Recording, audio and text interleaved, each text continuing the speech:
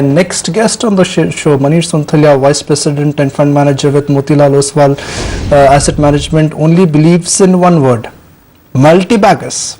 He identified Eicher Motors when Eicher Motors was at 1,000 rupees. Which is the next big one now, Manish Sonthalia?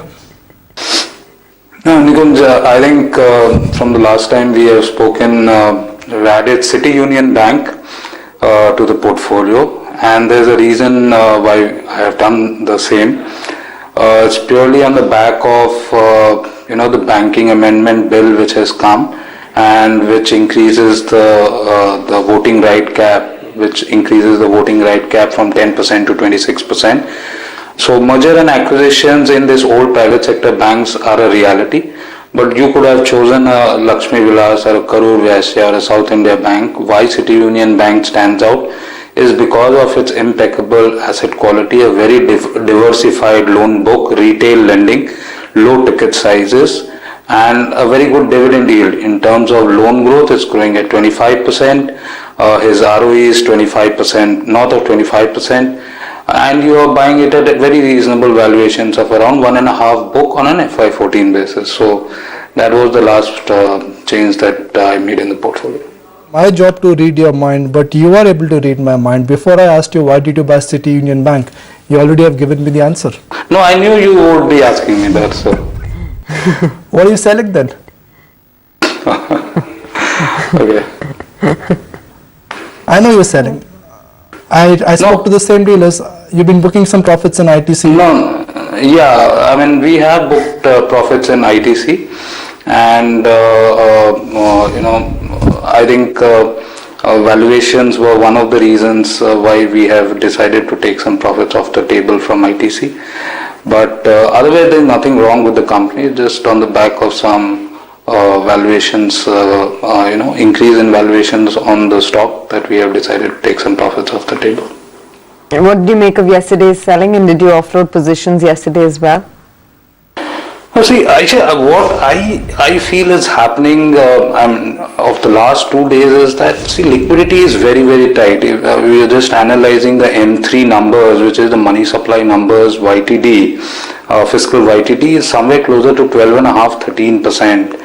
And CPI is running at around 10.5-11%. So what I'm trying to say is liquidity is very tight, and post this HDIL episode, people and a lot of the operator types or HNI types or even the hedge fund type have been asking for a list of all pledged shares, companies, etc. So there are a lot of fun and games that's happening, and that's happened yesterday. Whether that warrants a relook at some of those stocks, maybe, not all the stocks deserve the type of hammering that they got yesterday. But I think it's just due to very tight liquidity conditions and these sort of trades have been triggered.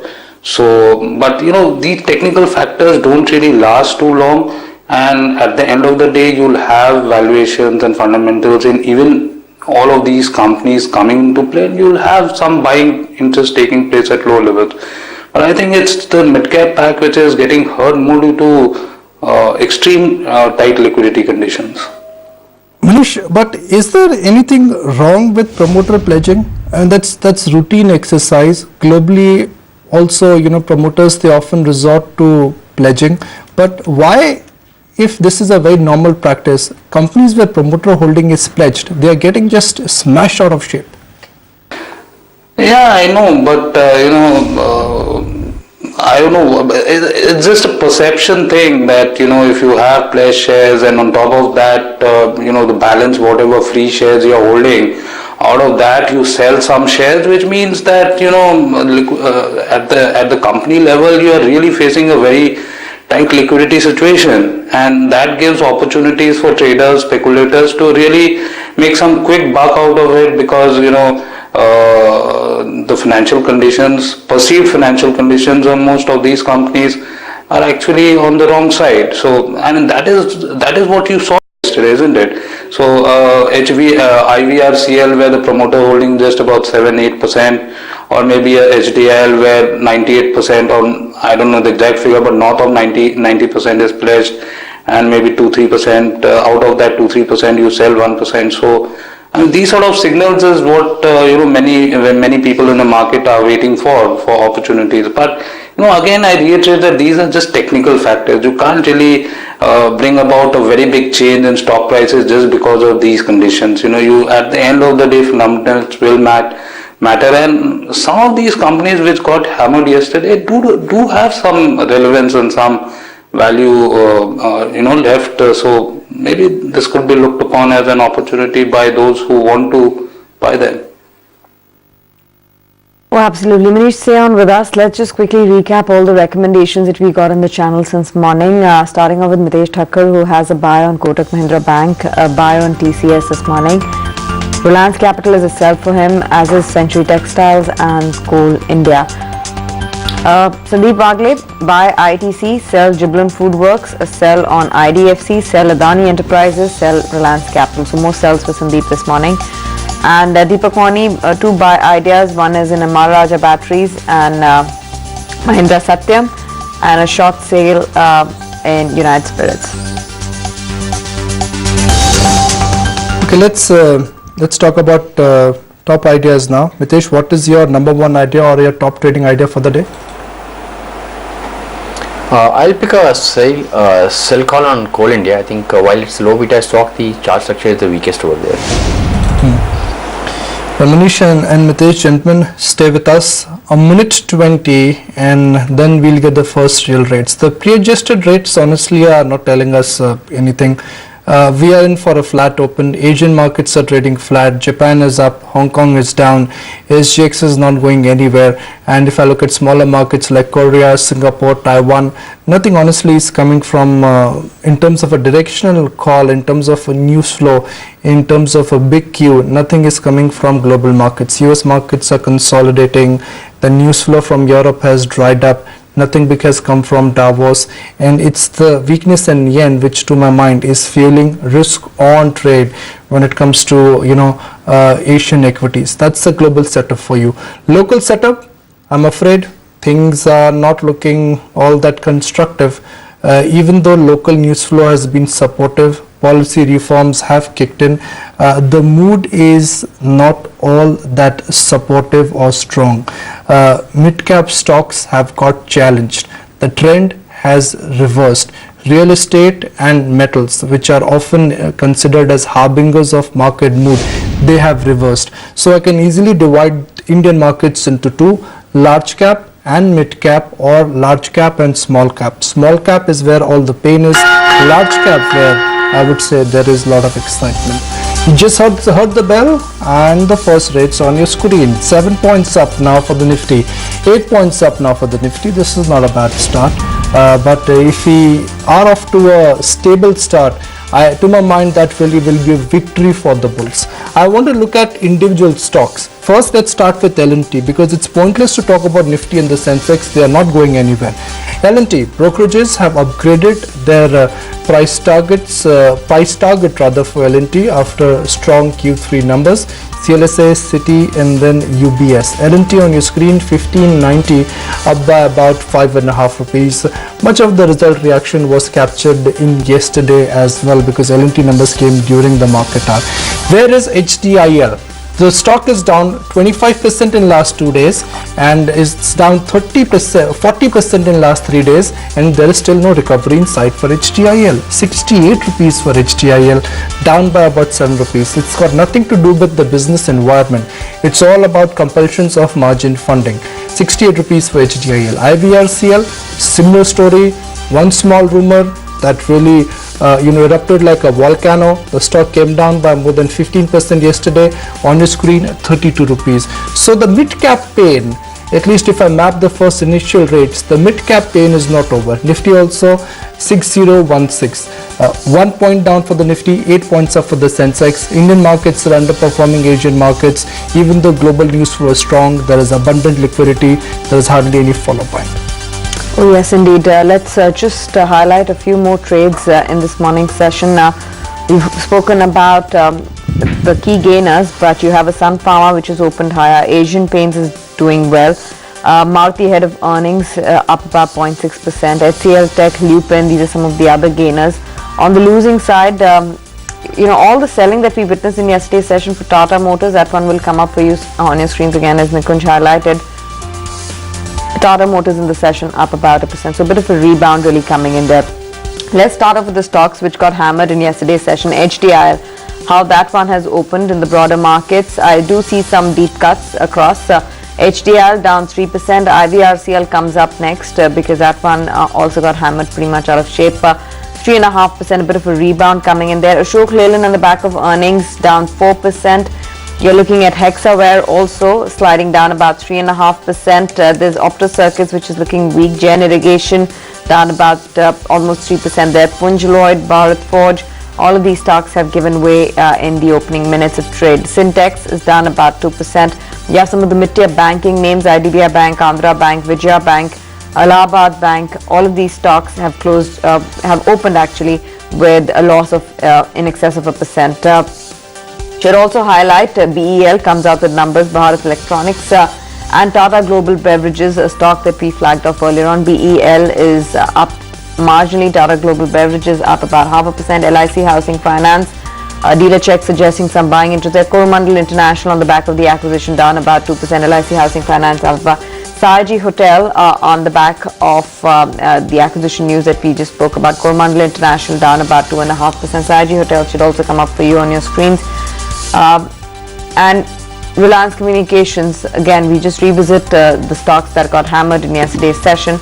Reliance Communications, a bit of a rebound there. Should just highlight the mid-cap and the small-cap index once again, just to get a broader perspective on the opening.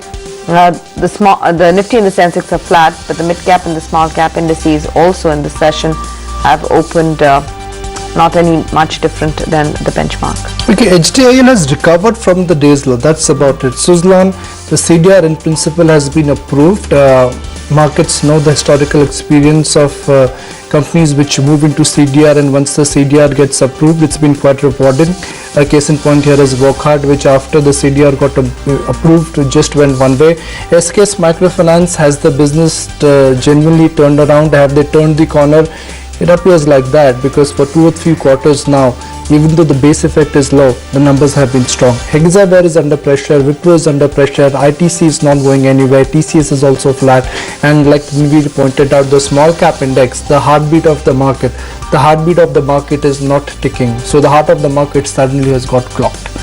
Manish, a week ago the consensus on the street was that we will go past 6200 or 6250, the previous high before budget.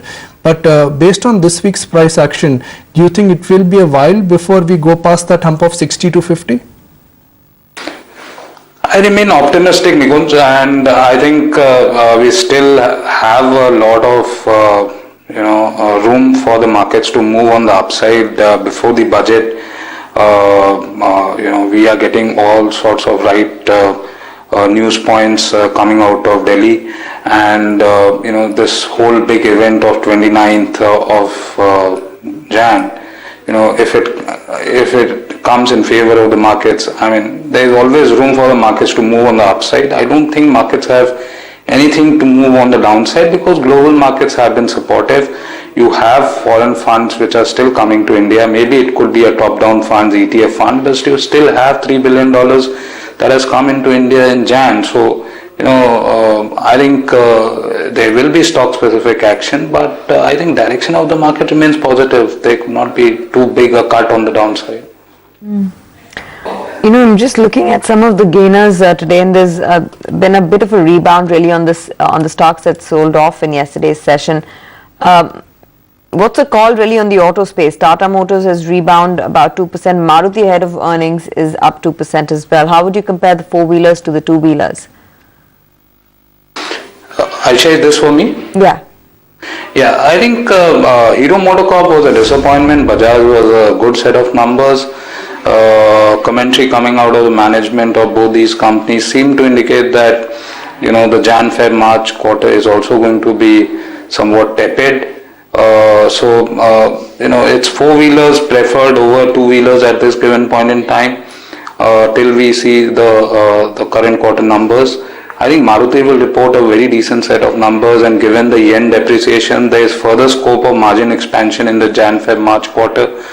And should we get a rate cut, obviously volumes are going to pick up. Because it's a interest rate sensitive segment, and if you have some interest rate softening, that will have a pull on passenger vehicles, and Maruti is 40% of the total market share.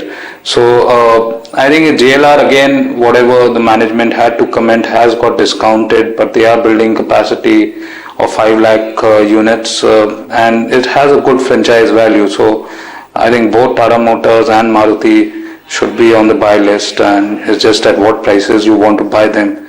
But clearly it's four-wheelers over two-wheelers that would be preferred at this current point in time. Manish, in the near term, what kind of trajectory do you think consumer staples will follow? Now, HUL numbers were bad, they were horrible, they were pathetic, they were way below estimates, but ITC numbers were strong. Similarly, if I map smaller consumer or FMCG names, numbers have been okay. No, Nikunj, you saw what happened yesterday. When all the mid-cap stocks were falling by the wayside, you had strength coming into again these FMCG names. You had the likes of HUL, which moved up in spite of bad set of numbers, or an ITC move up even further. So I think there is safety in FMCG names in spite of the fact that there are elevated valuations. But the fact of the matter is that you could be seeing just a time correction in some of these names, but at least a capital is intact, whether it be the mid-cap consumer names, the known ones, or the large-cap consumer names. So, there is money which is going to get moved into these names at lower levels. So, if you are holding them, there is no point in exiting them, because just after the time correction gets over, there's again, movement on the upside for these names. So, absolute safety of capital is paramount in these volatile times, and that's a good place to park your money, I would think. Which means you are not a big fan of high beta names. You're not a fan, or you're not a believer that it's time to allocate a disproportionate amount of money into high beta names? You require a brave heart, to park your money into some of these names, and you could do them with your individual portfolios. But when you manage public money, if the fundamentals are not improving and what I mean by fundamentals is when these companies are actually not making in the profit and loss account, it's very difficult to justify, and there's no visibility. That's the whole point. So I am sure that on a balance sheet basis that these companies are undervalued, but what happens to profit and loss account, and how long would you have to wait before you start to see whether the interest cost comes down or whether revenue goes up, they start to make some decent EBITDAs, etc. These need to be justified when you're managing public money. You can do that with your individual portfolios where you are not answerable to anybody, but public money, absolute no. Right. Sesa Goa, your view there, Manish? No, I think operationally, if you see the numbers, it's a loss because there is no iron ore production. Even Coke, the Coke segment actually reported an EBIT loss. So it's just consolidation of Kane India. I mean, clearly an avoid till you have clarity on how this mining thing is going to get cleared. They have got some approvals on the Karnataka side, but Supreme Court has not yet cleared. So just an avoid. Are you a believer that it's a good time to buy PSU banks? Bond yields have come down. With whatever policy measures have kicked in, rupee will not weaken, rupee will only strengthen, which means inflation problems will be taken care of. Tactically also, these stocks are looking cheap. In the near term, do you think SBI has potential to outperform HDFC Bank? Clearly on the valuation side, yes, and what is going to happen in the Jan-Feb March quarter is that a lot of treasury gains are going to cushion your NPA provisions, So if you were looking at, let's say, a single digit net profit growth for PSU banks in the October to December quarter, definitely numbers are going to look much better.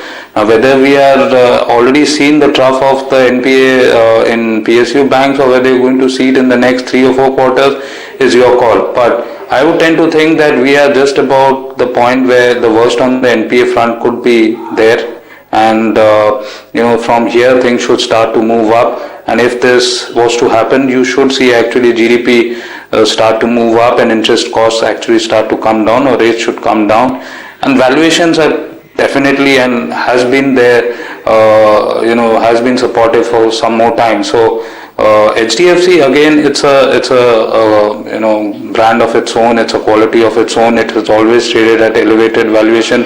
So you could actually end up owning both, and we are actually owning both of them. We are actually owning HDFC Bank as well, and you are actually owning State Bank of India as well. So I think the banking basket, you should be overweight, and we are actually overweight.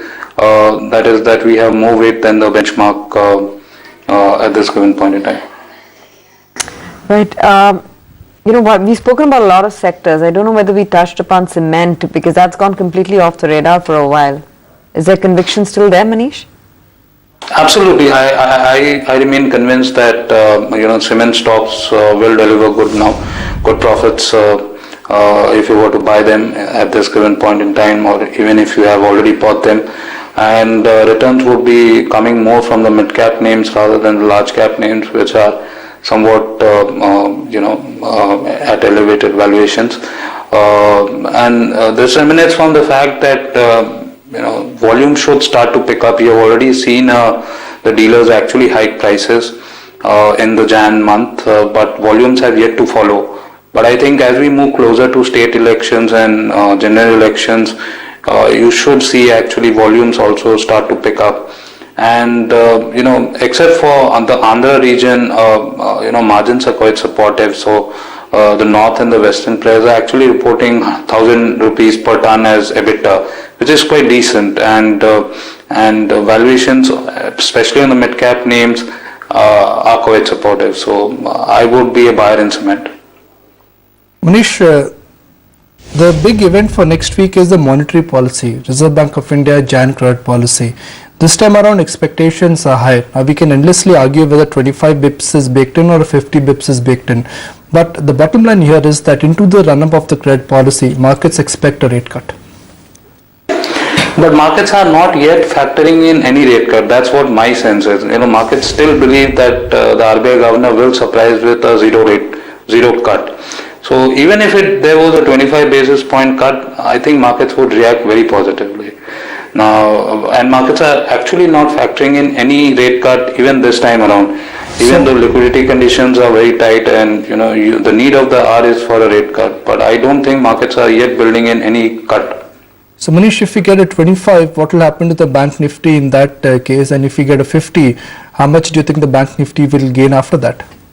I think 5%, the Bank Nifty can really jump 5%, even if you get anywhere between 25 and 50. 50, it could be even more. But 25, you should see the Bank Nifty actually move up by closer to around 5%. After yesterday's fall, just when I thought that the bulls will go into some kind of an hibernation, you've changed the mood again. 5%, isn't that stretched? I don't think so. I mean, you are just starting to see the PSU bank numbers come in, right? And this is one area where the market is concerned about. So if you see the numbers being somewhat decent, on top of that, at least I think the markets are not building in any rate cut. And even if you get 25 basis point cut, which means that March policy also there is a scope for further 25 basis point cut. So actually the rate cut cycle begins. That will give optimism to the Bank Nifty. Okay, Manish, we'll leave it at that. Thanks very much for joining us with your views in the market. Appreciate it. Let's go across to Sandeep. Sandeep, what trading recommendations would you give post-opening?